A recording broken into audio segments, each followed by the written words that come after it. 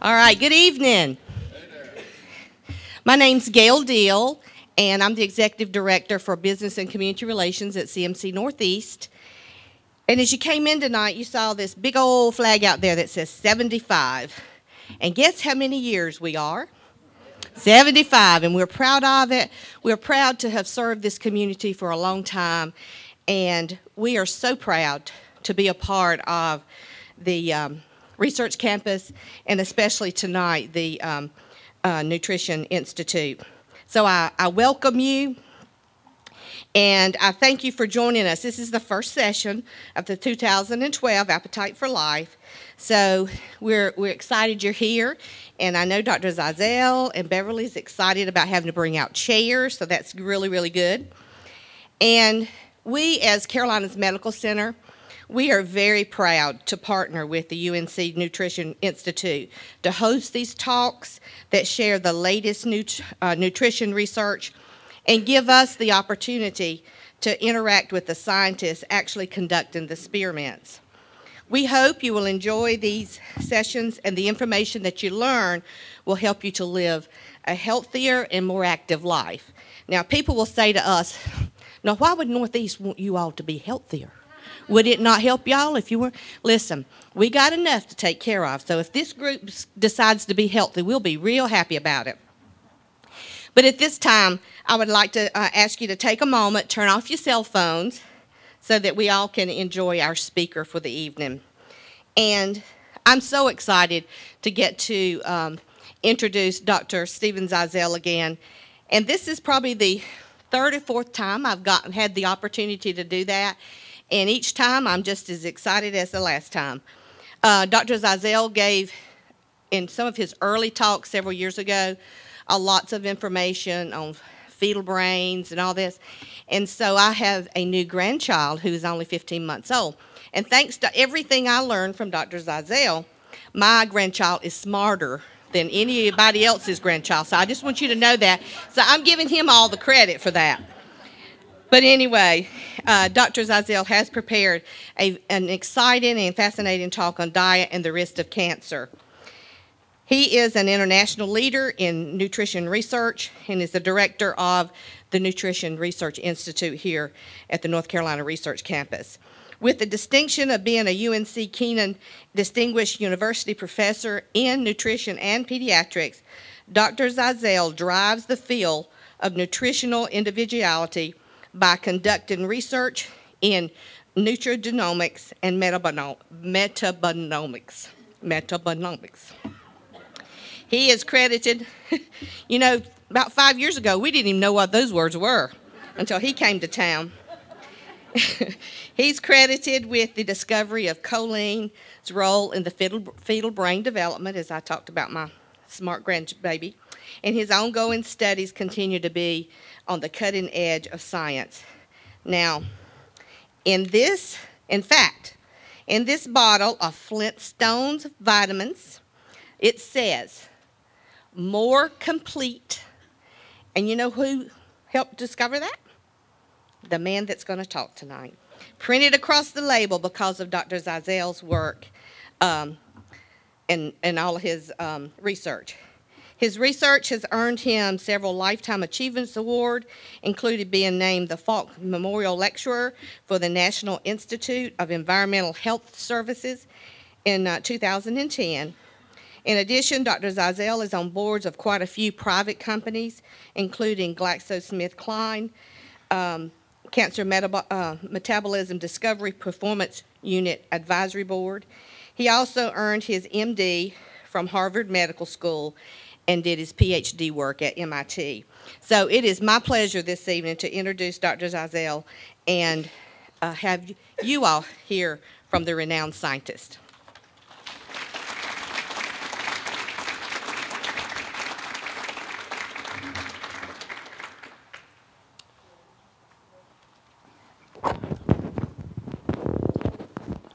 Well, thank you for that. Time's up, unfortunately, after that long introduction, and we're done. It's a pleasure to be here and to see all of you coming here. This is a great turnout for the Appetite for Life Academy.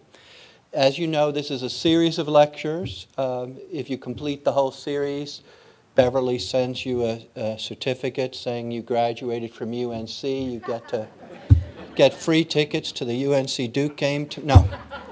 But the lectures upcoming after this one, I just want to take a minute to tell you about. The next one is on the microbes in your gut. Now, why would nutrition talk about the microbes in your gut? And it turns out that all of you who think you're human beings are wrong. You have 10 times more DNA from your gut bacteria than your human DNA in your own cells. So if you really count by the number of cells, you are bacteria with a human envelope carrying you around. And it turns out those bacteria in your gut see most of your nutrients before you get them. They make products that you may need, like they make vitamin K, something you do need. They make folic acid, something you do need. But they also make a bunch of other things that you may or may not benefit from as they make it. And so the speaker next week is an expert in gut bacteria and what they mean to health and how you study them. And it's really a field of the future because for 150 years medicine has ignored them, and we never thought about them, but clearly they have an important part in your metabolism that can't be ignored. So that'll be an interesting talk. After that, Philip May, who I saw was here today, Philip May joined us as a professor, and he's one of the world's authorities in fetal alcohol syndrome, how alcohol combines with nutrition in early life, and how too much alcohol can cause problems in child development. So he's going to talk about his studies, and I'm very proud to say that he was recently awarded a huge grant from the National Institutes of Health. I think it's like $9 million to study what he's doing, and he's doing it right here on this campus and with people who live in North Carolina, but also people who live in New Mexico and around the world. And then the talk after that is on obesity, and it's not easy being lean. And Andrew Swick is an expert in metabolism and energy metabolism and obesity studies, and he runs our metabolic chamber, which is a unique resource on the campus that lets us measure calories you expend extremely accurately, and with which, for instance, we discovered that when you exercise bicycling, vigorous bicycling, you burn about 500 calories during the bicycling, and it takes, when you stop, that doesn't end your calorie burning. There is an afterburn, and you burn for the next 12 hours extra calories, and we could detect that with that room that we have, and we could show that you actually burn another 200 calories in the afterburn. What we need to find out now is how hard do you have to exercise to get that afterburn. We all knew it was there because we're hot and sweaty after we exercise, so metabolism must be up. Nobody could prove it until we had this chamber, and that paper is out in the press right now and has been published. And then the final talk, we have a talk on diet, fads, and mysteries and myths. We have an RD Ph.D. as assistant professor who's just joined us on our faculty, and she's going to talk to you about all the myths, and it's a great chance to ask practical questions about diets and nutrition that I couldn't possibly answer because I'm not very practical. This is the first session of the series, so again, I welcome you. I hope you come to all the sessions because you might as well get a degree for it. Again, Gail Deal and CMC Northeast helped to make this possible by making a donation to sponsor some of it, so I hope you thank her as you see her. And I want to thank Dole, and especially this time, so many of you turned out because the Polka Dot Bake Shop had their special sweet potato chips out there for you to try, and we thank them for bringing them here, donating them, and showing them off to all of you. I want to say one other thing before I start. Dr. Carol Cheatham, one of our faculty members who works in brain development, is about to start a study on blueberries and what they contain that helps memory. And this is a chance for those of you who aren't infants because she's looking for aging adults that she can study memory on and ask after exposure to the blueberries, does their memory improve? So she's not looking for people who have no memory. But She'd like people who have memory but might like it to be a little bit better. So if you want to sign up for that, there's information, handouts with a little blue apple on it that you might look up and think about it, or talk with Dr. Chai. Is it Chai? Is that the right one? Dr. Chai, who's raised her hand, who's going to be part of the recruiting team looking for her subjects there. And again, next week at 7 o'clock, February 13th, come here to learn about those little bacteria in your gut and why they're important to you. And now I have the pleasure of talking to you a little bit about nutrition and cancer. And let's see if I can you, okay, there's only 2 screens, so I'll look at this way, and you guys don't look at me, look at the information. So my talk is going to try to deal with how can you think about nutrition and cancer so that you could take a lot of the information that you might read in magazines and place it into some perspective to ask, should I make a change in my diet? Because this week they tell me to do one thing, and next week they tell me to do something else. How do you think about, is this the right thing to do? And obviously, diet's an important component of whether you get cancer or not. Whether the risk that it imparts, a bad diet imparts, is 30% of your risk or 70% of your risk is argued among scientists. There are papers that say 70% of the risk is due to that. But to give you in a comparison, the second bar on that slide, smoking imparts about the same amount of risk as a poor diet does. So diet is on the order of magnitude of smoking and cause of cancer. And clearly we know that smoking is a major contributor to whether you have a risk for lung cancer and a few other kinds of cancer. Many of you think what I sprayed on my apples or what I got in the bottled water might be a big risk for cancer. But truthfully, if you look at the actual calculations for what pollution or food additives cause, they're a few percent of your real risk for cancer. That if you took care of your diet, sun, alcohol, smoking, you'd get most of your risk reduced. And of course, your risk depends on your genes and whether you already are somewhat susceptible to cancer. But we'll talk about a few things that might help you think about it. So first of all, what is cancer? Cancer starts with normal cells that somehow lose control, and I'll talk about what they have to control, but it's growth and death. They don't have the normal controls, and so you start to get precancerous lesions, which are one step along the way to becoming cancers. So they've got one mistake, but maybe not the whole body of mistakes they need to survive as a cancer. So they might be growing a little faster, but they still have the normal cell death mechanisms and other things that are getting rid of them, and so they're not fully cancers yet, but if left in place, will have the chance over years to get the second mistake that now makes them totally free to be a cancer. And so you have this process of going from normal to slightly abnormal to full-blown cancer. So if you have skin, you go to the dermatologist and they find these pre-neoplastic lesions. They call them dysplasia. That just means they're not growing absolutely normally. They look abnormal, but they're not full cancers. They take them out. You have no risk. You leave them in, and 30 years later, 10 years later, whenever, they become full cancers, and then they can do other things like invade your body and spread, which the precancer cell can't do. So the six, let's see if I can move through this. So there are, what makes a cancer cell a cancer cell?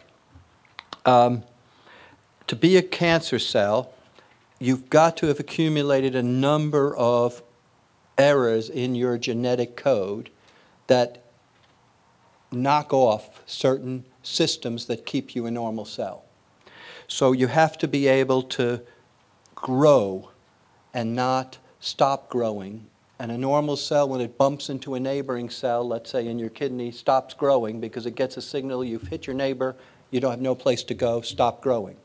But a cancer cell no longer responds to that signal and keeps growing, and that's why it crushes everything in its way. And if it's in your brain, causes big problems. If it's in your kidney, it just grows and starts to hurt your kidney function. But it's because it doesn't have a way to stop its growth. Every cell has an internal program that gets activated when the cell is behaving abnormally. And that internal cell death program has a Greek name, apoptosis, but it's just programmed cell death. And we have a very elegant program when a scanning system reads the DNA and says, I see mistakes in the DNA, or the cell is growing abnormally and isn't responding normally to signals, that death program is turned on and the cell commits suicide. So we have cancer cells evolving every day, but if they still have their cell suicide mechanism, they hit a point where that is triggered and they kill themselves. So we get rid of them. That's an important process. We don't need an immune system yet to get rid of them because the cell inside has a program to kill itself. And a cancer cell has to be able to live without a good blood supply because it wants to leave the tissue it's in and travel around the body, and so it's got to detach itself from its good blood supply and go somewhere else. And so a cancer cell learns to live with a little less blood supply, so it lives with a little less oxygen than a normal cell does. And then it also starts sending out signals to grow its own blood supply. And so that's another property that makes a cancer cell a cancer cell. And eventually the biggest property that kills us is that the cells, normal cells, are sort of stuck wherever they were born.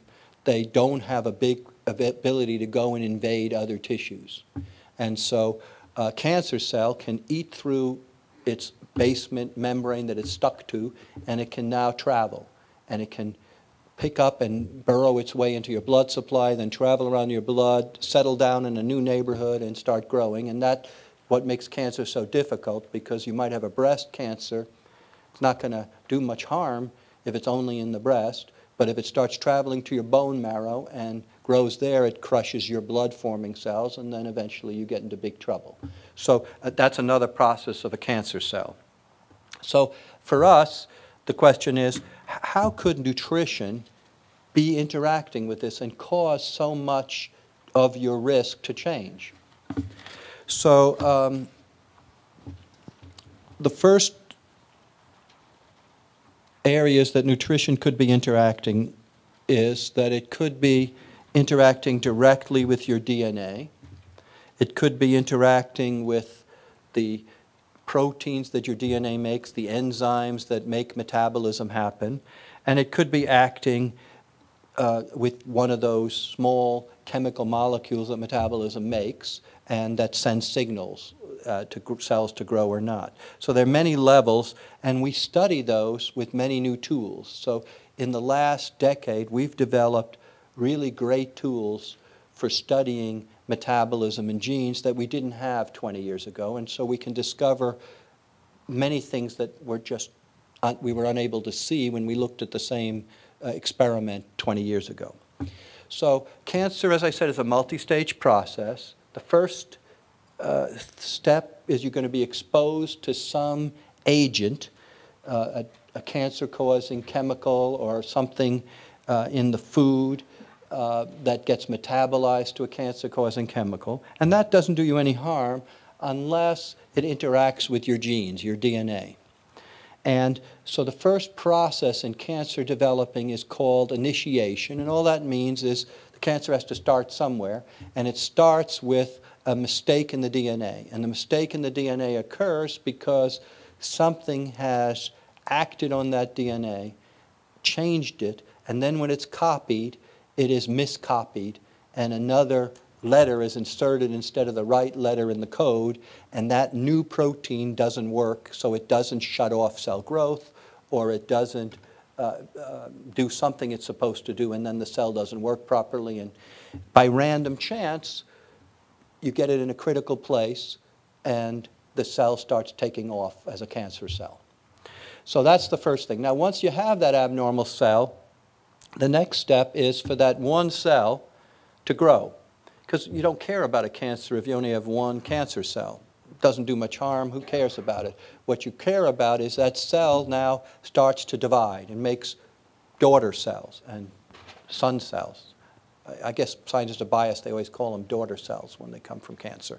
But in any event, they make lots of other cells. Eventually, there's so many of them, if you get a drug or a nutrient that's preventing it, you can't knock off that cell.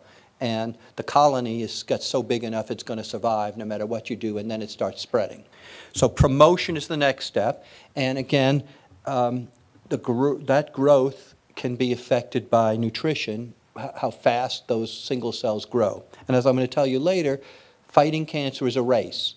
You want to kill the cells faster than they're growing. And if they grow faster, you've got to kill them faster. The last piece is progression, and that means that now the tumor has gotten to its critical size. It's going to survive unless you give it a poison or something, and you now are worried about, is it going to move on to a tissue, travel to a tissue where it can cause real damage, your brain, your heart, your bone marrow. Because again, cancer wouldn't be very troublesome if it doesn't go anywhere and do anything. So many men, essentially all men who live past the age of 70 have prostate cancer. For most men, they don't even know it. They die, and at autopsy, they see they had prostate cancer. It didn't do any harm because it sat there and did nothing.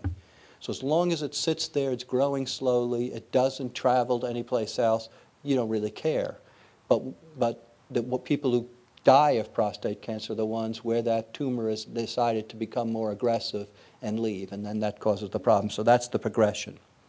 So we start out, the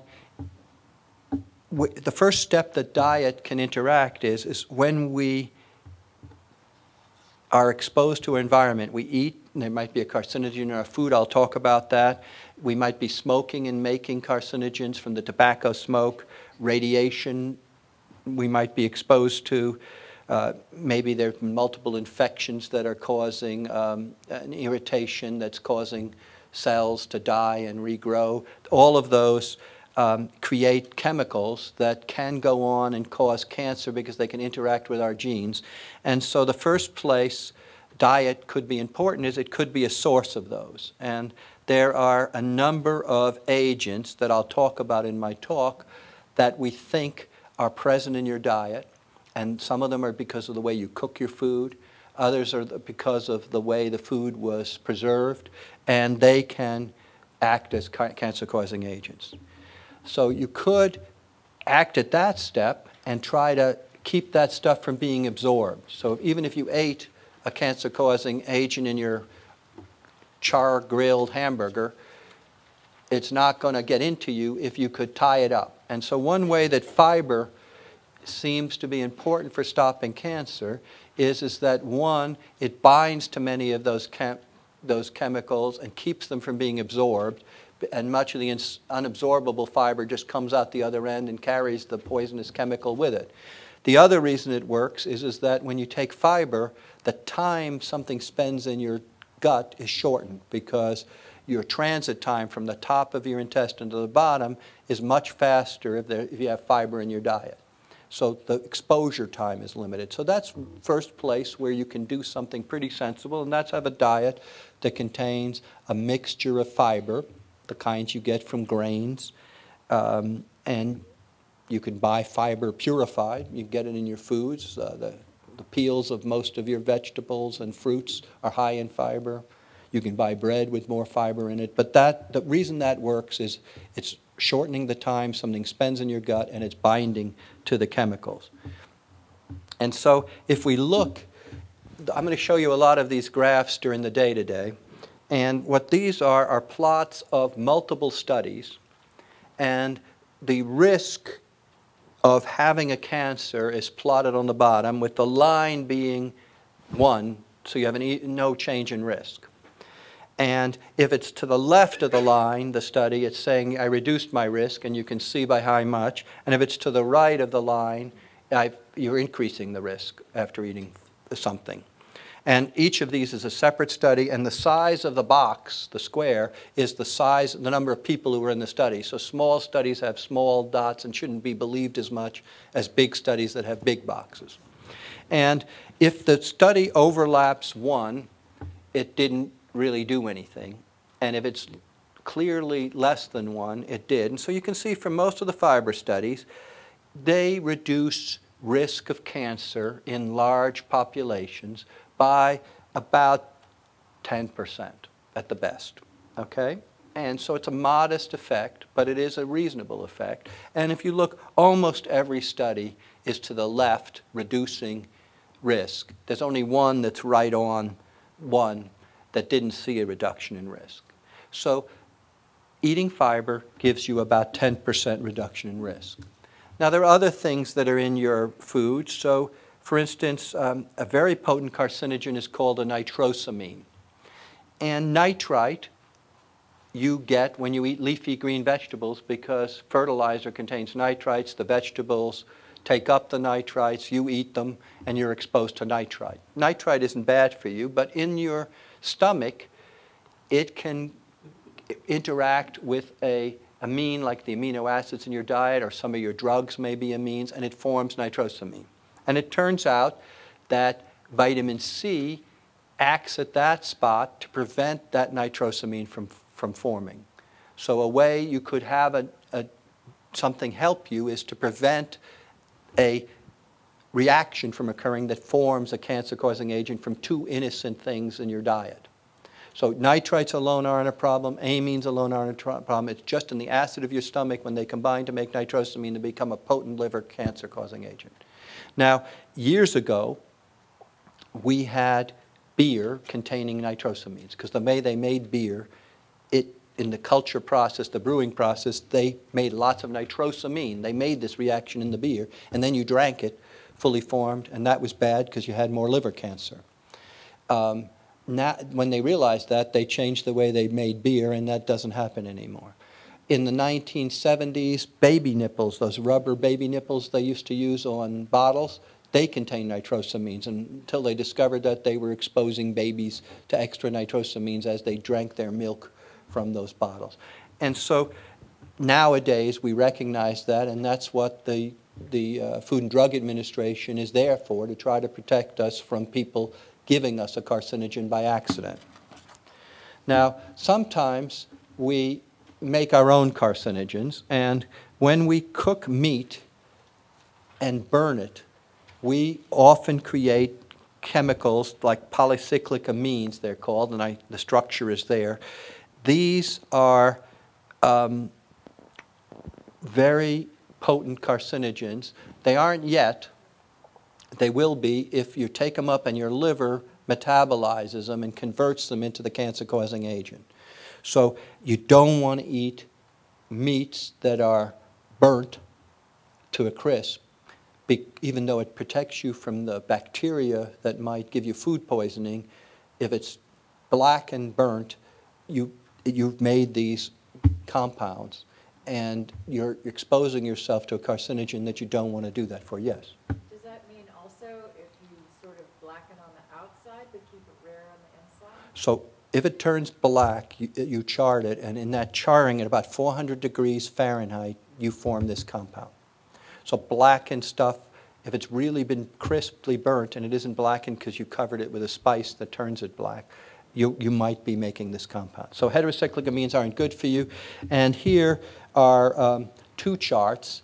The little one is for red meat and how much it changes your risk of cancer.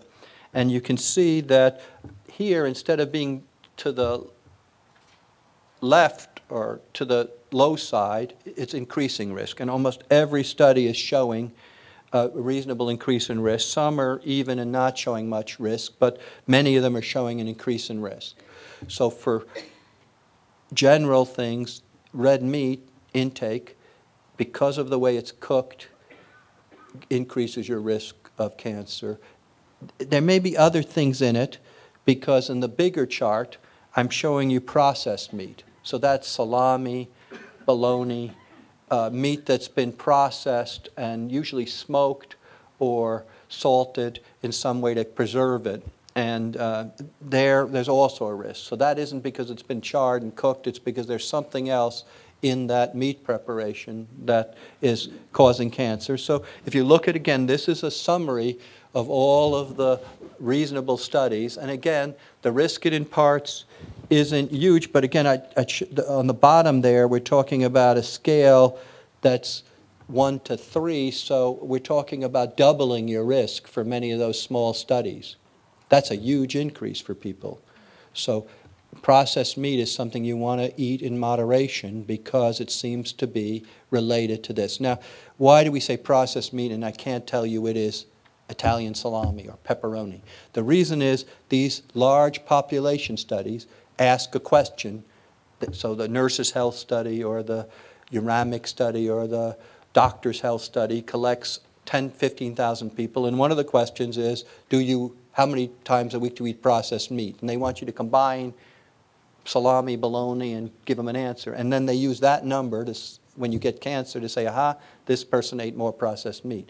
So we don't know if it's ham, if it's salami, what it is, but we know if you call it processed meat, one of those is causing more cancer because in many studies it shows up with a risk that can be as much as double of getting cancer. And again, there are a few that don't show it, but that's the way it goes. Now, there's another very potent so I'm still on the thing of what you might take in your diet that would cause cancer. I haven't gotten to what you could take in your diet to prevent cancer too much, except for saying vitamin C. But the other thing is this thing called aflatoxin. Now, we're very lucky in the United States that we have a Food and Drug Administration and USDA that monitor aflatoxin. So we can't buy peanuts or corn that's contaminated with aflatoxin from a commercial source because it has to be inspected and have a low enough rate. But those of you who might eat it in your gardens or grow it yourself have to be worried that the mold that can grow on corn or peanuts, the green mold, often makes poison, cancer-causing agent called aflatoxin. Aflatoxin is the major cause of cancer in Africa, where the food supply is contaminated. And liver cancer is the most common cancer in Africa because aflatoxin causes liver cancer. In the US, liver cancer is not the most common cause because we don't have a lot of aflatoxin in our diet. But again, if you see green mold on a peanut or you see mold on your corn, don't eat it, throw it away. Don't feed it to your animals. It'll give them cancer, okay? So aflatoxin is a potent cancer-causing agent. And here I show you this bar graph, and the bottom scale goes from 1 to 6 there, I think. Or let me look, I can't see. Yeah, 1 to 6. So you can see now this increase in risk is like 5 or 6 times your risk if you're eating aflatoxin. So that's a huge risk it adds to you if you get it. Luckily, we're protected from it because people are checking our food supply. But they may not be checking the local vendor who's growing it and isn't going through a USDA inspection. Yes? The foods that come from other countries, they're not checked, are they? They are. So you cannot import peanuts or corn from another country without it having an aflatoxin inspection. Now, they take a random sample and look for it. But again, if they see mold or they actually test the thing and find aflatoxin, they reject it at the border. So that's one reason we don't have much of it. But again, it's something to keep in mind because it's a huge increaser of your risk. Now, salt increases the risk for cancer, but here I would tell you that it isn't salt that you put on the table. It's because in many areas of the world, they preserve food with very heavy salt. So when I go to China, one of the favorite snacks is a sort of rotted fish on a stick that's been heavily salted. You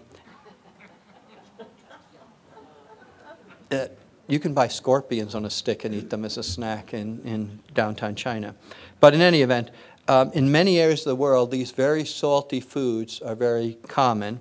And in Japan, for instance, very common to have these very salty preserved foods. And it turns out when you consume enough of that salt, it damages the stomach lining. That damage makes the stomach cells start to heal and regrow. And whenever you have cells being told to start dividing, it's a chance for a mistake to happen and one of these cancer cells to get going. So chronic damage is a good place to get a cancer, and these chronic salt exposures cause that. And again, to give you an idea of the relative risk, here we're looking at a scale, the upper end is 6. And you can see that very high salt in many studies can give you 5 or 6 times the risk of stomach cancer in these normally Asian cohorts, because that's where these types of foods are eaten. So it's something to be thinking about. In South America, they drink a hot, very hot drink. It does the same thing to the esophagus. It's so hot, it burns the esophagus, and you do it chronically, you get this regeneration healing, and it's a good spot for cancer. So their risk of esophageal cancer is increased. And again, they're burning hot liquids. So again, it's not a good idea to, you'd think you'd know it would hurt, but they drink it as a regular piece of their diet. So the first piece of what I said to you is all the things that could be in your foods you have to worry about. But the next thing to think about is that normally our liver is really good at getting rid of these poisons that we take in our diet.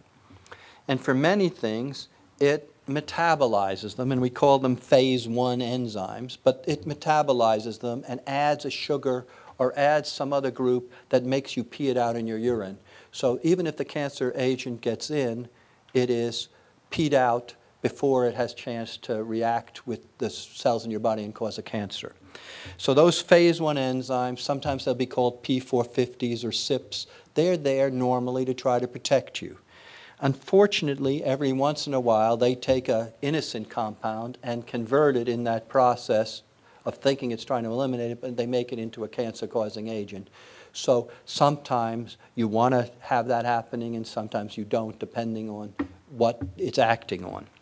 So genes, your smoking, can turn that on. And again, normally you are using it to excrete things, but sometimes it's activating a compound and making it into a cancer-causing agent. So genes, smoking, your diet, and alcohol all turn on this system. And if it turns it on and you, for instance, got heterocyclic amines in the burnt meat, it is activating those and making them more carcinogenic. But for most things, it is getting rid of them. So you choose your poison. So again, the nitrosamines I talked to you about wouldn't be so bad if they weren't metabolized by this system and it turned into a very reactive compound that will react with your DNA and damage it. This system is backed up by a second system called the phase 2 enzymes in your liver, and they try to catch the things the phase 1 system makes that are bad for you and destroy them as well and get you to pee them out and excrete them. So you have a double backup trying to keep you from being exposed to these cancer-causing agents. And again, you can manipulate the activity of both of those systems through diet. And the major way to turn on these phase 2 enzymes, the backup system that gets rid of anything that sneaks through the first, are these compounds you get from things like broccoli and cabbage and onions and garlic. And they contain a set of compounds that the phase 2 enzyme system normally metabolizes. So when it sees them, it turns on and gets revved up and activated. So one of the reasons that eating these type of vegetables, they're called cruciferous vegetables, but eating them helps to prevent cancer is it's turning on this protective system in your liver that destroys chemicals coming in. So let's look at how much protection they give you. So again, we're looking at these same kinds of maps, and the first one is for onions and garlic, the big one. And you see to the left, everything looks like it's decreasing risk, and the relative effect on risk is maybe 10 or 15%, not much more. But consistently, 10 or 15% less risk if you're eating a lot of garlic and onion type vegetables. And the right one is garlic consumption specifically. And here you see again a reduction in risk of 10 or 15%. So not a super bullet. Maybe if you have vampires, it works better on them. But certainly a 10% reduction in risk isn't a bad thing to take for eating something that isn't too bad to have in your diet. And you add a lot of 10% and you get up to 100%. So, I think the kind of garlic you'd use in Mediterranean cooking, that level looks like it's the protective amount.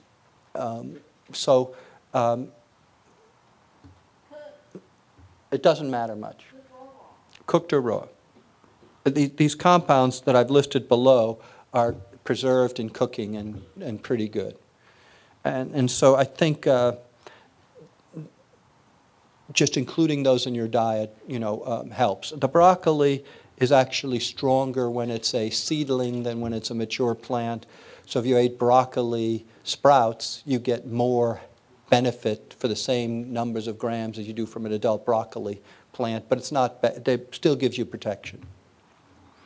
So let's talk about the next step in what we do. And that is, now this agent has gotten through. It's made it past your phase 1 and your phase 2 protection. It's active and coming out. The next thing it has to do is interact with your genes, your DNA, and it's got to form a chemical reaction. We call it an adduct. And that damage to the DNA, when the DNA is copied, when a cell divides, is misread, and the new copy has the wrong code in it. And now, if this was in a critical place, the code for saying don't grow is now lost, and the cell starts growing. So you have to react with the DNA and cause it. And the major things that cause this kind of DNA damage we call free radicals. And they're made from oxygen metabolism. And so every time we exercise, we leak these oxygen radicals into our tissues. And we have antioxidants in our body that protect us from that. So we have many systems. Some depend on nutrients, and I'll talk about them, but like selenium and glutathione peroxidase. We have a bunch of systems, and then we eat plants and we get in their antioxidants because a plant lives in a terrible environment. You think it's such a great thing to sit out in the sun all day and the oxygen, but plants are being bombarded by UV radiation all day long, no shade. They would get cancer, except their skins are loaded with antioxidants, and that's why you don't find the antioxidants usually inside of the plant. It's on the skin itself, because that's what's taking the damage from UV and oxygen damage. And so the skin of an apple, the skin of the peel of anything has many more antioxidants than the body of the fruit, because that's not where it's got the problem. So we eat those and we incorporate them, and so that's why those phytochemicals are important.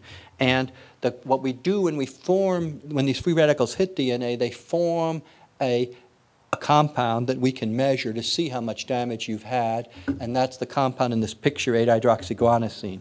So that is what's misread, because it is read as the wrong code in the alphabet when it's copied.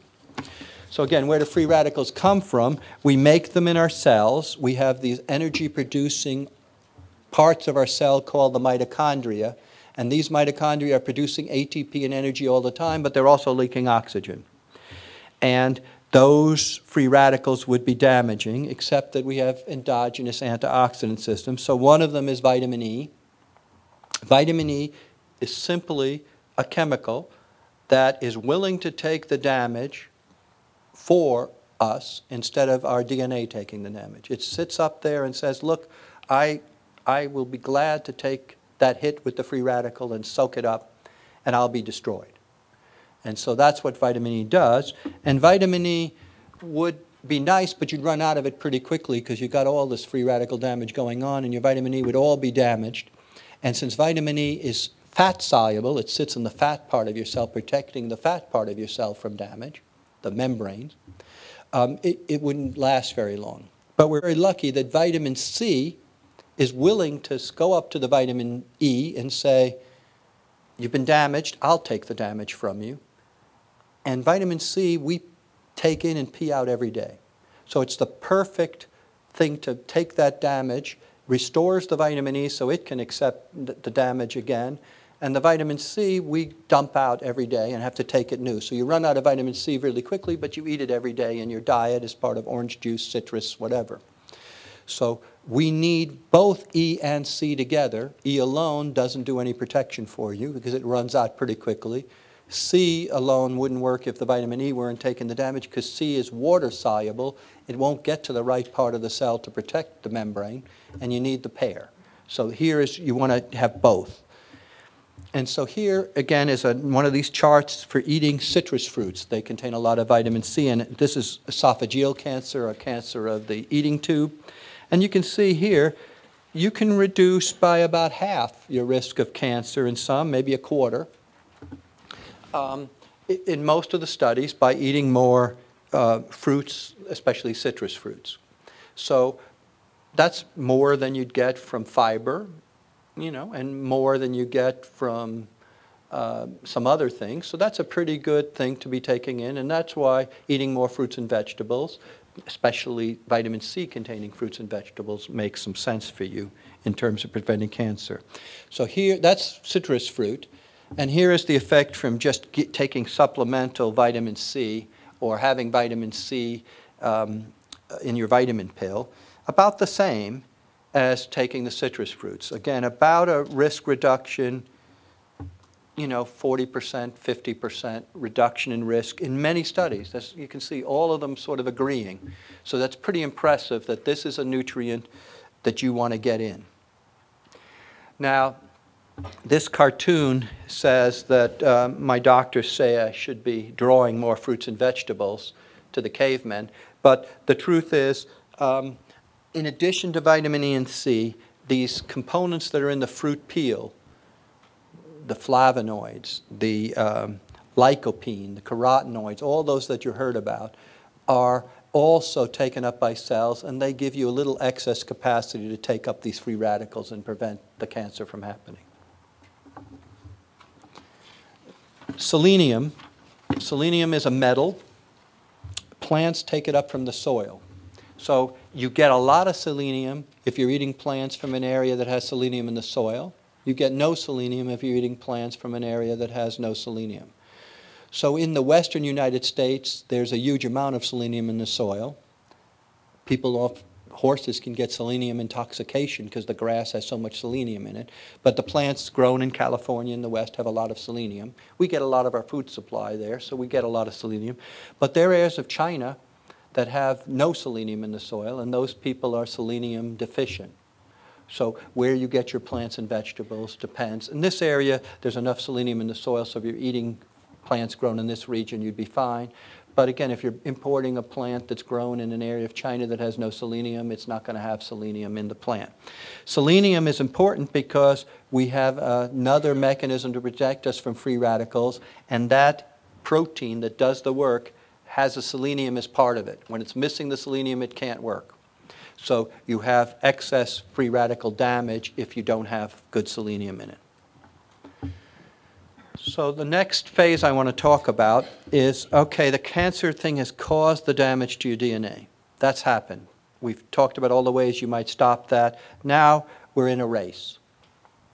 Can you get rid of that bad cell with the damage before it copies itself? Or will it copy itself so that even if you get rid of one, there's another one there to keep going? So you're racing to get rid of it. And as I said, cancer is a problem in growth regulation and death regulation.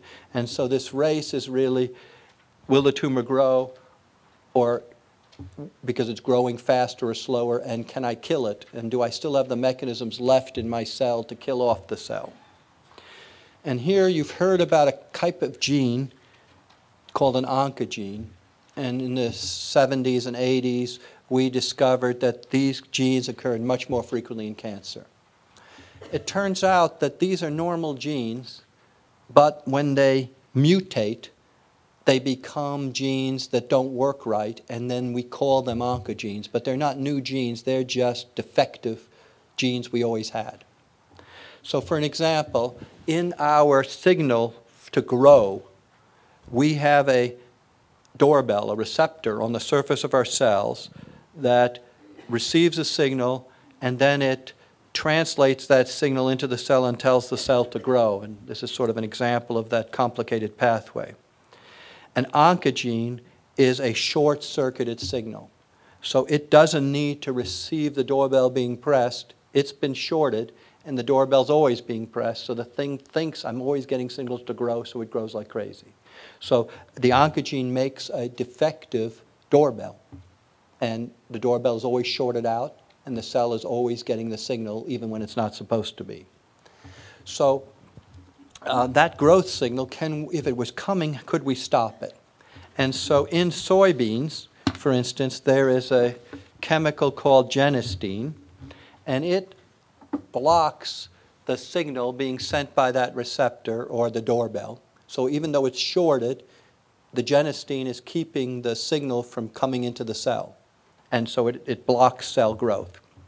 And so that's why eating soy, this phyto compound coming from plants, can protect you from cancer. It also, you've heard of soy because genistein is also called a phytoestrogen. It's a very weak estrogen. And so we worry about it for its estrogen activity if somebody has breast cancer. And so we worry that it might cause some cancer. But truthfully, most of the data suggests that it is an effective stopper of cancer. And it's unusual for it to be pushing through its estrogen activity because it's such a weak estrogen compound. But there are other compounds that act similarly. So when we eat cherries or strawberries or blueberries, we are taking in chemicals that are named here with fancy names like ellagic acid or perolyl alcohols, but they are also short-circuiters of a different signal to tell cells to grow. So we eat these chemicals and they damp out the growth signal and prevent these cancers from growing as fast as they would have grown if we didn't take them in. So here is a chart. Calcium as well is part of that growth signaling pathway, and so it looks like calcium also slows cells' growth down. And so here is for calcium one of those charts, and you can see again that we're talking about a 10–20% reduction in risk by having a diet high in calcium. For the same mechanism, it's stopping these growth signals from working properly. Now, I work in this area of choline and methyl donors, methionine, vitamin B12, vitamin B6. And these are all very interesting compounds because they can toggle switches on our genes on and off. And I'll explain that. Our DNA has lots of genes in it, and we can add little chemical groups to those genes that help to turn genes off. We can also attach chemical groups to some of the proteins around which our DNA is wound, and that shuts the genes off. And the way that works is that normally when our DNA doesn't have a methyl group, one of these signals attached to it from our diet, the factor that turns on the switch can easily approach the gene and turn it on. However, when the gene's DNA has that methyl group added, it attracts a set of proteins that block off that switch, make them not able to have the transcription factor, the switch turn on, and the switch just can't be activated. So the gene is suppressed.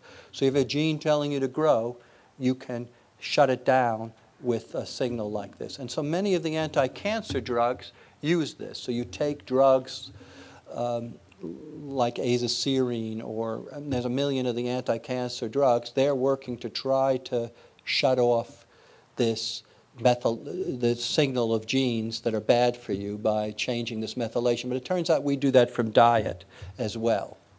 And we can adjust those genes so they're turned off. So many things in the diet can slow down the rate at which we grow. And if I could slow down the rate at which I grow, I have a better chance of killing off the cell before it gets to be so much that I don't have anything I can do about it. There are some things in the diet that increase the rate that cells grow, and we think that calories and fat and some hormones made by your fat cells drive cancer cells to grow. And that's why body weight is an important risk factor. In fact, one of the most important risk factors for developing cancer. High body weight, which means high calorie intake, is associated with more cancer. So fats themselves might be the reason for that, because to eat a high-calorie diet, you eat a lot of fat, and we think that fats might be themselves making signals that drive cancer. But we have a tough time separating that from the effect of calories itself, because you can't eat lots of fat without taking in a lot of calories, because fats have 3 times as much calories as sugar does. So it's hard not to separate the two, so we're never really sure. And diets that are high in fat are probably low in fruits and vegetables, so there are a lot of things that make it confusing for us. But the World Health Organization thinks that about 15 to 20% of cancers are due to being obese and having low physical activity. So you're not burning calories, but they're driving cell growth. So right now, for postmenopausal breast cancer, endometrial, which is uterine cancer, colorectal cancer, esophageal cancer, that's the eating tube, pancreatic cancer, and renal cancer, there is clear data that being of high weight increases your risk for all of these cancers. And we use a measure called body mass index, which is just your height corrected, your weight corrected for your height. So, and we get categories of body fatness. So if your BMI is over 30, you're obese. If it's under 18, you're thin, very thin. And normal is somewhere, for an American population, around 25. You'd like to be a little lighter than that if you could, but 25 is okay. At about 27, you start picking up a little risk. At 30, you pick up a lot of risk. At 35 BMI, you've got a great deal of risk. So to show you some of that, here is colorectal cancer in U.S. men. And you see here different body weight. So lean on the left, under 24.9. At 25, there is a tiny increase in risk of developing body cancer. And at 30, where we would call you obese, you've got an appreciable risk. And if you get really obese, you have a much bigger risk of developing colorectal cancer. So looks like a straight line, dose response. Pretty convincing that body weight and high calories does it. Here's another study of BMI and breast cancer in women. And here you see at the left-hand side 21, which is pretty skinny. And the risk starts picking up between 21 and 23. That's pretty skinny still. And it's pretty high by the time you get to 30, and then it sort of holds there when you're obese.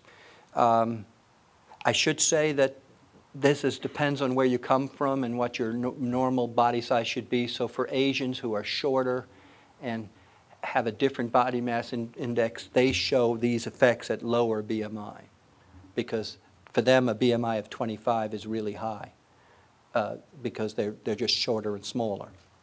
To show you here, it's not just your weight, but your weight change. This is a study out of the Women's Health Study. And on the bottom of the chart, I'm showing that whether you lost weight or not. And on the other side, whether you used hormones, estrogen, hormone therapy as postmenopausal woman. And you can see that being heavy, but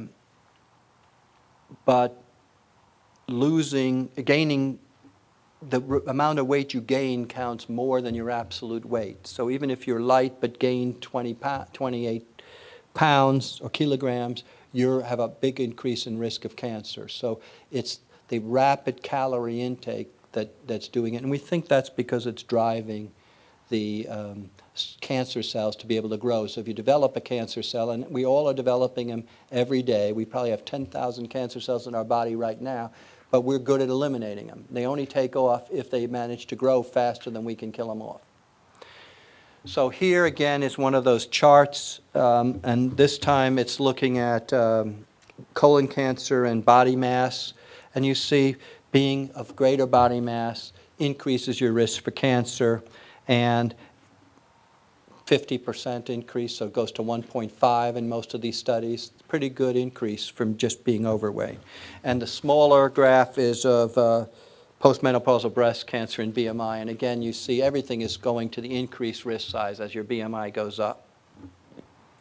Now not only is getting breast cancer more likely if you're fat, but the risk of having a recurrence is increased. So if you're overweight, in other words, obese, a BMI of greater than 30 versus normal rate, you have a 78% increased chance that you're going to have a recurrence of your breast cancer after we think we've cured it.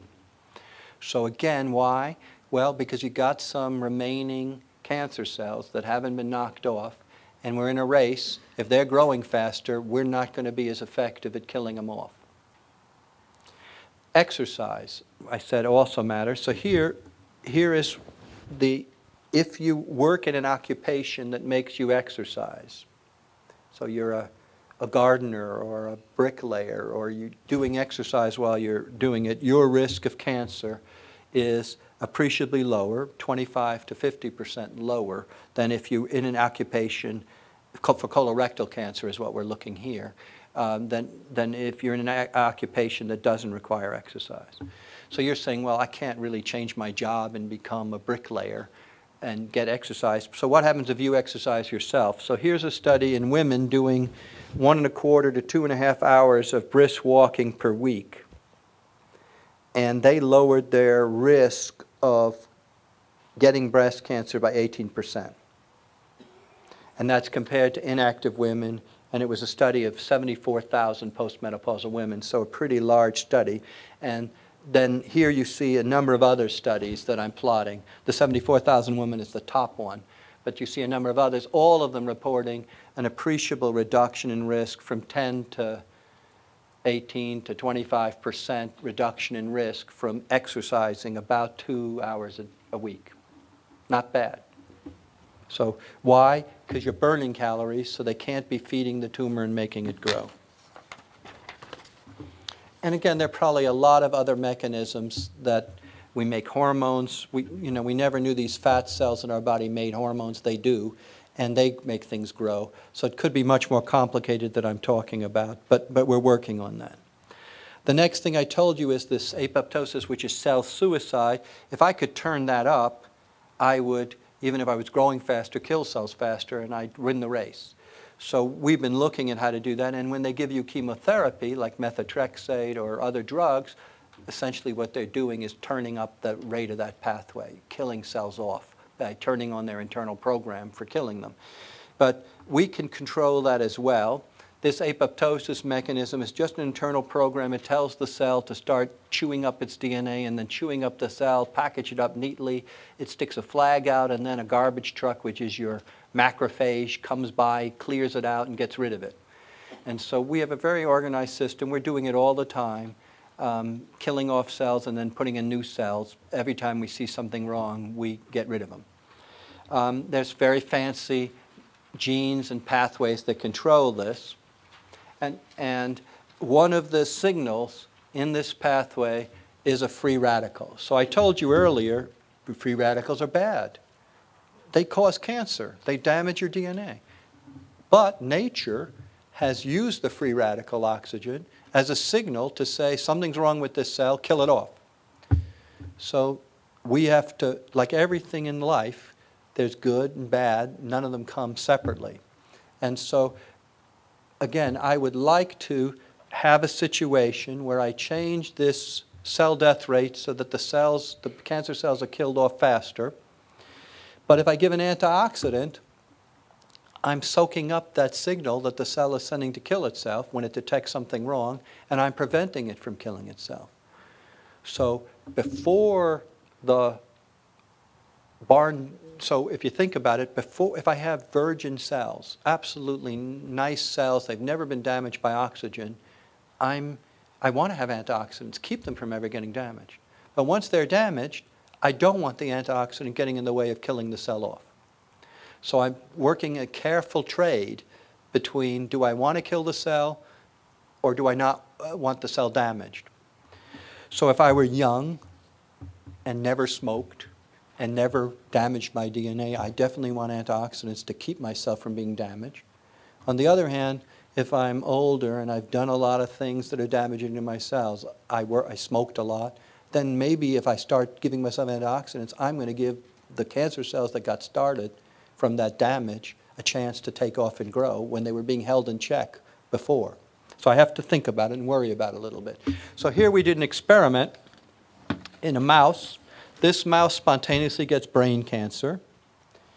And we looked at whether the mouse, given a low antioxidant diet, got more cancer. Okay, so this is an animal with already damaged DNA, so it always gets brain cancer. I now give it a low antioxidant diet, which means it's got poor antioxidant protection, and what I find is I kill the tumors off. Okay, the size of the tumor is smaller. If I give high antioxidants, the tumors grow faster. So in a human study, there were two big human studies I'm going to talk about. In the time when vitamin E and beta-carotene were really popular a decade ago, scientists in the National Institutes of Health said, we've got to do a trial of this and prove it. So who are we going to use it for? Well, we have heavy smokers. They're at high risk of getting cancer, so if we could do something to protect them, we'd see it easily. They'd get less cancer. So they chose, in Finland, 30,000 men who are heavy smokers for their whole life. Half got the supplement, half didn't. They had to stop the study because the ones getting the supplement had 18% more cancer in the lung. So taking an antioxidant was bad for them. Why? They had damaged DNA already. They needed the cell-killing mechanism that uses a free radical to kill off those cells.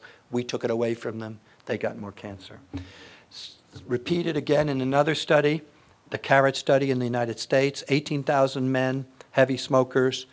About a third of them were exposed to asbestos because they worked on some asbestos, which also damages DNA.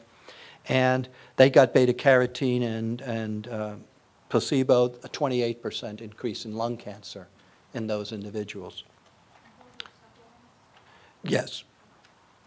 So after that, we stopped saying take big supplements. So what's the answer? Before smoking, and a clean young person has no DNA damage, giving an antioxidant is good because it keeps them from getting DNA damage. And they don't care if they can't kill cells because they don't have any bad cells to kill off. 20 years of smoking, they've got lots of damaged cells. The barn door's already been opened. Closing it now by giving an antioxidant doesn't really protect that DNA. It's already been damaged. And the damaged DNA, the cells are trying to be knocked off and killed. They can't be killed, and they get more cancer. So the answer is antioxidants in your diet are good, but going nuts about taking large amounts of an antioxidant as a supplement. So I think taking some insurance and a vitamin pill that contains a little bit of vitamin E, no problem. You take a big dose of vitamin E or vitamin C or another antioxidant, getting out of the range of normal exposure, you're not only protecting the cells, you're knocking off the cell suicide, and it's not a good idea. If you already have a cancer and you're being treated with an anti-cancer therapy, radiation, maybe taking antioxidants will be bad for you because it'll lower the effect, though usually the amount of radiation we give is so deadly that even if you get 10% less efficient, it's still pretty good. But again, if you're that last cell that's hanging out at the edge of the radiation field, it might escape if you're in a high antioxidant diet. So probably getting religion once you got cancer and saying, I'm going to take a lot of antioxidants, isn't a great idea, because you might just want to get your antioxidants up to normal, but not above normal. No, B12 is more a methyl metabolism gene. So the antioxidants would be like you know, you're taking beta-carotene, lycopene, zeaxanthin pills, vitamin E, selenium, all of those. So I think a little bit is good, a lot don't do. So in the end, let me summarize that we talked about a lot of the steps in cancer, exposure to agents and whatever, and that there are a lot of nutrients that act at these different steps. And you could probably in the literature find more, and you just have to ask, where is it working? In which of these steps is it doing it? And then you can see, is it likely to be working or not? And I finish by saying that, look, this was a lot of science. There's a good organization. I was on an international panel of experts that put together a book for them, the American Institute for Cancer Research. They have a good website, aicr.org. They put together a chart that you all got in your handouts, but they have a whole book. And they also have some practical recipes and other things you can do. They try to reduce this complex thing into what to do. And this graph that they made, by the height of the bar and the color, says how sure they are of what each nutrient does. So for BMI, they're quite sure. For other things, we're not so sure because all the studies don't agree. So here they're giving you the relative risk. So think of it as sort of like the horse racing charts. You're trying to figure out what you're going to gamble with in your diet, and you can use this, and their website gives you a lot of practical information. Yes? What's your website again? aicr.org. In England, they're called the World Cancer Research Fund, so they're wcrf.org. You might find it under that. I noticed that chart didn't have brain cancer on there. Is there a reason for that? I just think they didn't make the chart. There probably wasn't enough data at the time.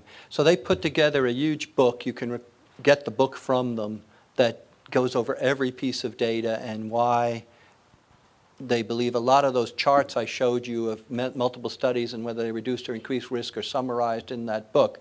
But in terms of your thinking, if you can understand where nutrition interacts with cancer, you can choose the things you want to try, and you can take your bets based on these big studies that worked for certain people. Again, will it work for you? It depends on your genes and all kinds of other things, but if in a large study it reduced risk 10%, it's a good risk.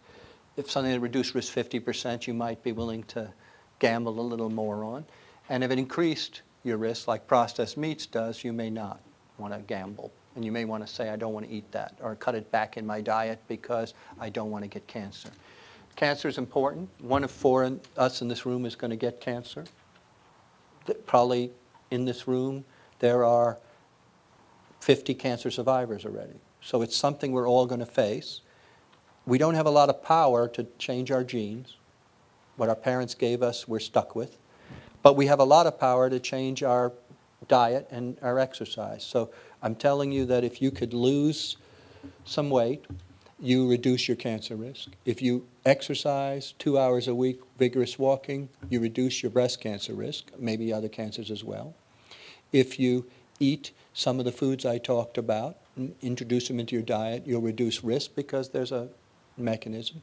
If you go nuts and say a little bit is good for me, I'll take 10 times more, you're going to get into trouble because these systems are delicately balanced, and taking huge supplements isn't the way to go. It's not going to give you more protection, and I showed you for antioxidants, it actually hurts you. So try to take within the normal range, and if you need insurance because you're not sure you're a caffeine eater, a multivite that gives you the recommended daily intake is fine, but you don't want 50 times the recommended daily intake because the general nutrition store is now marketing something with 10 times the power. It isn't 10 times the power. It can be bad for you. So stay in the middle and you'll do fine. If you have a specific cancer and want to know what to do, a site like AICR or the American Cancer Society has advice on specific diets you can try, but it isn't rocket science. Once you know what I told you today, you can make up a diet that's good or bad for you. And I'm glad to take questions. Yes? I'll repeat the questions. Yes. Well, I started with her. You had said that bald men past 70 can have prostate cancer. Yes. Why bald men? Not bald, all. I'm bald. But by the time they're past 70, they're usually bald. So every man who gets old enough gets prostate cancer. At autopsy, there are no men who die at age 90 who don't have prostate cancer. But the problem is prostate cancer is one of those cancers that usually grows really slowly. It still is under check by some of these systems. And the death pathway and the growth pathway are balanced enough that you get a little bigger prostate, but it doesn't take off. Some men are unfortunate, and their prostate cancer cells get another hit, and they start growing faster, and they start migrating, and those are the men who die of prostate cancer. The rest, nothing happens, and that's why there is this big controversy. Is it worthwhile doing the PSA test for prostate cancer? Because it turns out that for most men, doing something about that prostate cancer causes more troubles than the prostate cancer itself causes. But for the 10 or 15% of men who will go on to a very aggressive prostate cancer, detecting it makes all the difference in the world. For the 80% of men who won't have that happen, the surgery and everything else is more trouble than it helps, but you don't know which you're going to be. So whether you get the prostate test now, your physician will tell you it's up to you. We used to do it on everybody over age 45 regularly. Now the physician will say to you, do you want to do it or not? Knowing it may get you to do things you wouldn't have done anything about. On the other hand, if you were one of the unfortunates to get the kind of prostate cancer that grows really quickly, it'll be too late if you didn't pick it up early. So the same thing. So prostate cancer is one of these slow-growing ones. Diet, I don't know where you can get a lot of help with it, but I would think that the same things that work for other cancers work here. If you're overweight, it's going to grow faster probably. Here I was trying to figure out what kind of bald man could have had cancer. Wasn't hair did. It could be. Michael Jordan might get more. Who knows? Yes, in the back. Sure. So vitamin D I was asked to comment on. So vitamin D turns out to give an important signal for cells to mature. So when you get cancers, one of the problems is that the cells stay in a embryonic sort of state and they're willing to divide a lot. And a mature cell says, I have business to do. I have to make albumin or I have to make thyroid hormone. I can't be dividing a whole lot. I got to slow down and do my job. And so once a cell differentiates and starts doing its job, it's not a good cancer cell. And vitamin D is one of the signals that tells a cell, settle down, stop dividing, and start doing your job, making protein or whatever you're supposed to make. And so so for instance, on the skin, if you have psoriasis is a disorder of the skin in which the skin cells are dividing too fast, and that's why they flake off and itch and look like they do. You can put vitamin D on, and that stops those cells from dividing by causing them to mature into mature skin cells, and they lose some of the ability to divide fast. So vitamin D turns out to be an important part of the signal that stops cancers because it pushes them up into a stage where they don't want to grow as fast. And so having a good vitamin D level is important. You go into the sunshine, you probably in the south get plenty of vitamin D. 15 minutes of sun exposure without sunscreen, so enough to cause a mild redness of the skin, makes about 15,000 units of vitamin D a day. You usually take in a couple thousand in your vitamin pills, so you get a lot. If you wear sunscreen all over your body, which you should do because you want to protect your skin against sun damage, you also are stopping the sun from making as much vitamin D in your skin. And so there, vitamin D3, which is the active form, is the supplement you'd like to take.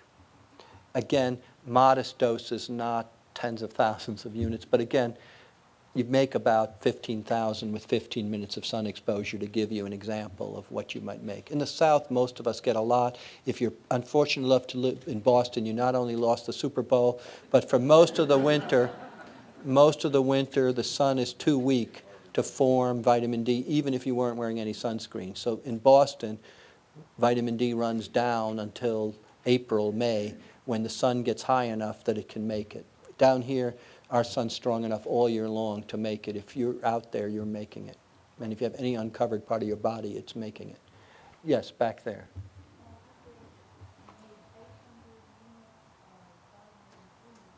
E.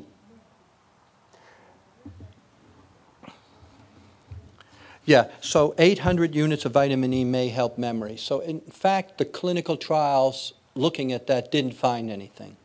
The idea was that some of the reason we get senile is oxygen damage to cells in our brain is killing off nerve cells. And if we gave an antioxidant, we might enhance memory. But the vitamin E trials for memory weren't that impressive. 800 units, so 40 units is about the recommended daily intake. 800 is much higher, 20 times higher. So I think you might, if you got a benefit there, it would be counteracted by a negative in terms of cancer risk. So I take vitamin E, but I would take, 40 a day. And I take vitamin E because I'm trying to cut back on the fat in my diet, and vitamin E comes in the fat from your diet. So if you're not eating a lot of fat, you're not going to get a lot of vitamin E. So 40 is a reasonable dose, but that's the recommended intake. I don't think you get into trouble going from 40 to 80, or even from 40 to 20. I think, in those ranges, normal range. I think when you get into trouble is when you get to 800 or 1,200, or some are taking 2,000. What about fish oil? So fish oil has, I don't know what, right. So fish oil, I don't know much about. There isn't great evidence about it's protecting against cancer or not. People use it for other things. It's good anti-inflammatory because it competes with the signal that causes inflammation, which arthritis, other things cause. Fish oil is important for brain development and for eye function. If you don't eat fish, taking some in, again, my own, I take one Costco fish oil capsule. I think it's 300 of DHA or something. You never know. They lie most of the time on the labels, so you have to look at what Consumer Reports says is really in them. But a low level, just because I'm not a great lover of fish, and so don't eat it enough. And there are populations that eat 5 times what I eat, so taking a little would help there. Yes, I'll go that way. The back. You can get omega-3 and omega-6s from chia seeds, Yes. flaxseed as well, so you don't have to eat the fish. But what I wanted to know was, is there any research that's being done right now looking at the DNA response with the interference with the meats and the dairy and how our body ingests it and how it affects our DNA creating the cancers? Yeah, so the first point made by the questioner was you can get DHA from things that aren't fish because you can get plant fatty acids that you can convert into DHA. So flaxseed contains linolenic acid that you can make into DHA. We have a research study that is going on. Carol Cheatham, who's doing this aging study, also has one showing that about 15% of people have a spelling defect in the gene for doing that, and they need to eat it as DHA. They can't elongate the flaxseed well. But 85% of people can make their own if they can get some fat from flaxseed. And the second question you asked was, from eating meat and dairy, are there ongoing studies about how it damages DNA? So we don't have a study like that going on at our institute, but there are studies like the ones I talked to about processed meat, trying to figure out what is the ingredient in meat, and dairy protein being a protein similar to meat that might be creating the cancer risk. We don't think it's every meat. And red meat seems to contain more of it. We thought it was the cooking because you tend to burn red meat more than you burn your chicken or you burn your fish. But we think it's something else in there because the processed meats show up. And so it's something about the smoking, the salt, the aging process that's doing it, and we don't know. And so there are a lot of active investigations going on around the world, but not at my center. Yes? Scott? 2 questions from the chat. Is fiber a good diet addition? We talked about that a little bit. How much and what kind, soluble versus insoluble? And then I'll have another one. Okay, so fiber is a good addition to your diet. You want a mix of both soluble and insoluble. All that means is soluble you can break down and absorb and get energy from, and insoluble are totally undigestible, so what you take in, it just sits in your gut and comes out the other side. So you want the mix. You want the insoluble because that's what pushes things through faster and reduces the time that a poison might be exposed to your colon and et cetera to cause cancer. And the insoluble forms, the soluble forms, bacteria break them down and make short fatty acids that also seem to be cancer protective. So butyric acid, which is a short fatty acid made by the bacteria in your gut, seems to protect you a little bit about cancer. So you're feeding your bacteria with that fiber. So how much? Again, I think choosing a diet that contains whole grains, and the more whole grains the better, will get you a good fiber intake. You could buy it for a lot of money in a pill. People are happy to take the fiber out of foods and sell it to you, but there's no need for that. It's just as good if you choose a whole grain-based diet, and you'll get fiber if you're doing that. If you choose only white bread, you're not going to get it, and then you need to look at a source of supplementing it. I don't know exactly how much is the right amount, because again, these studies go high fiber, low fiber, they don't look in between. So I don't know what the cutoff is, but I try to get it as high as you're comfortable with, because you can't do much harm. I think, again, it used to be touted as the biggest thing, you'd get a big effect. The best effect is about 10% reduction. So it's not going to be a super pill, but at 10% is why throw it away. And the other one, we have heard that moderate amounts of alcohol is good, but this report shows convincing increased risk of cancer. Why the difference in the food? So the question is, moderate alcohol, many people in nutrition say is good for you, and lots of alcohol is bad for you. Why is that? So for cancer, it looks very clearly that it is a linear dose response. There is no amount of alcohol that doesn't increase your risk for cancer. For heart disease, it looks like there is an amount of alcohol, about a drink a day, a small drink a day, that reduces your risk for cancer, and more than that increases your risk for cancer. So all of these, for heart disease, I'm sorry. So for heart disease, a little alcohol is good and a lot of alcohol is bad. For cancer, it looks like any amount of alcohol, because the line looks like it goes linearly down to nothing. So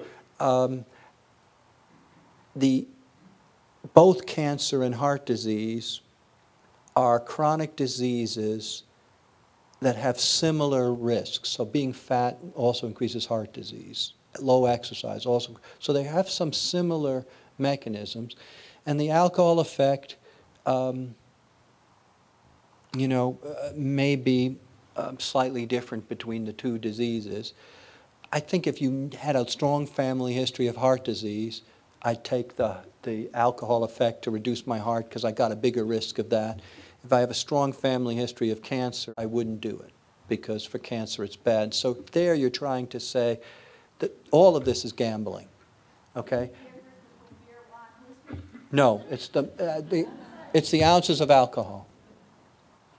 Okay, so it doesn't matter. The wine that contains some, so why is red wine better than white wine, you might ask? Well, again, I told you that the skin of the fruit is what contains all the antioxidants. The red wine is fermented with the skin, that's why it's red. The white wine, they've peeled the skin and they're only doing the body, so it's white. So the thing with the skin contains all of those, and that's why, so the red wine may give you some antioxidants, but the alcohol in it is still going to cause a problem. So again, you're dealing with gambling here. You're taking this evidence and saying, where do I think my best bets are? And then you bet with your life on how you behave. And that's the truth, back there in the orange.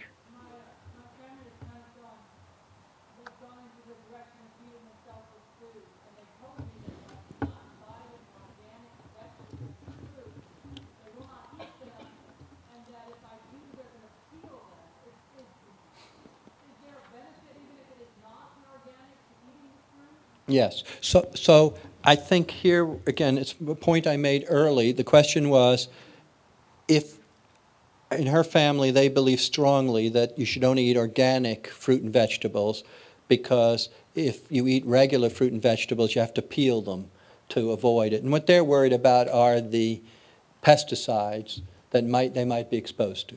So if you put it in reality and look at the relative risks, okay, the risk from pesticides is a few percent. The risk from everything else is 50%. So the risk of using something that might have had a pesticide sprayed on it is there, but it's quite a modest risk, and compared to not eating the fruit at all is low. And then the question is your organic fruit actually safer? So it might be, if it was done by an ethical organic farmer who is not using pesticides, is using bacteria or other things, but that organic may have a mold on it that is growing things like aflatoxin that are bad for you. And so the question is, are they being inspected and have the same level of control? Sometimes small organic operations aren't getting inspected, and there's a higher potential for something else. On the whole, something that hasn't been sprayed with pesticides is better for you than something that has been, because there is some small risk from the pesticides as carcinogens. But that risk is quite small to avoiding it completely, because the benefit is much greater than that small risk. Does that help you in your thinking? Yes.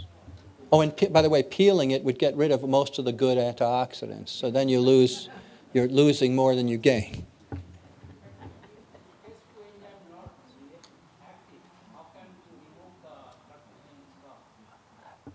So I didn't get the first part of the question.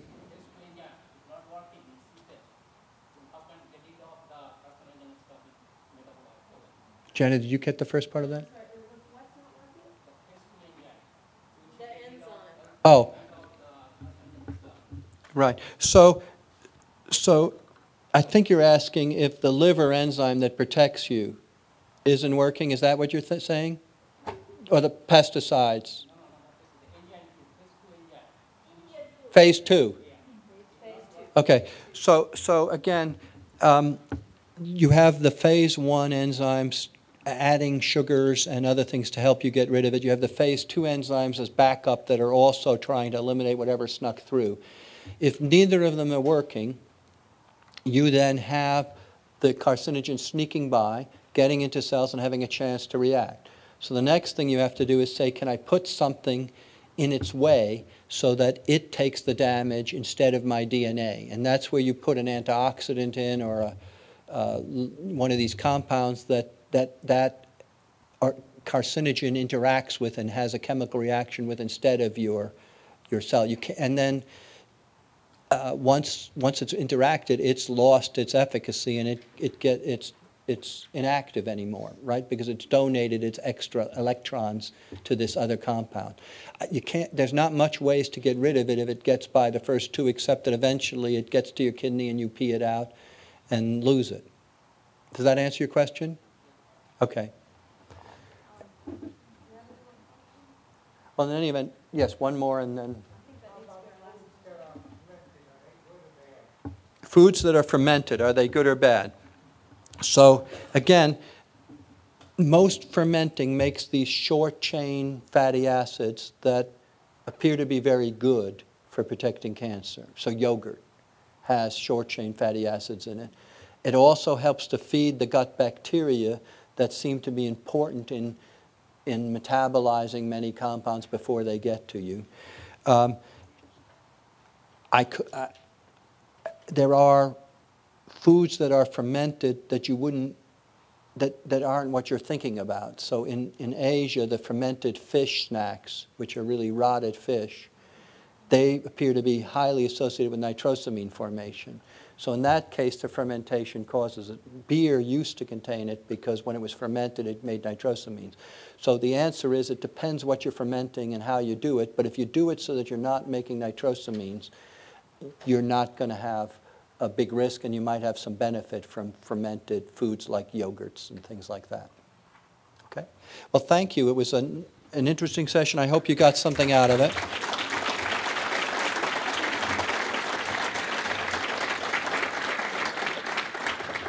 And again, I thank you for coming and for supporting the Institute. Next week, you're going to learn about those friendly gut microbes that you never wanted to know before. And thank you.